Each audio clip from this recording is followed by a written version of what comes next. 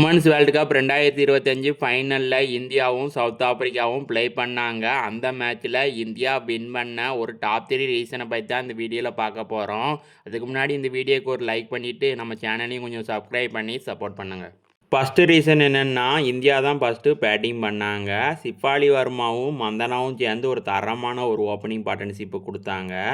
எண்டில் டிபி சர்மாவும் ரிச்சா கோஸும் சூப்பராக ப்ளே பண்ணதுனால இந்தியா 50 ஓவரில் 298 ரன் அடிச்சிருந்தாங்க. டார்கெட் வந்து சவுத் ஆப்பிரிக்காவுக்கு 299 ரன் கொடுத்துருந்தாங்க.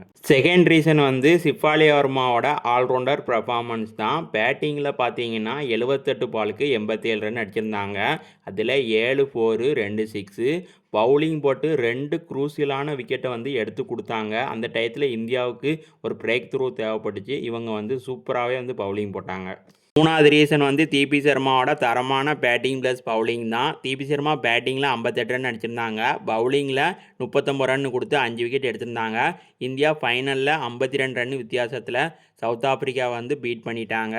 இந்தியா வந்து உமன்ஸ் வேர்ல்டு கப் 2025 சாம்பியன் ஆயிருக்காங்க. இதுபோல் கிரிக்கெட் வீடியோக்கு மறக்காமல் நம்ம சேனலை சப்ஸ்கிரைப் பண்ணிக்கோங்க.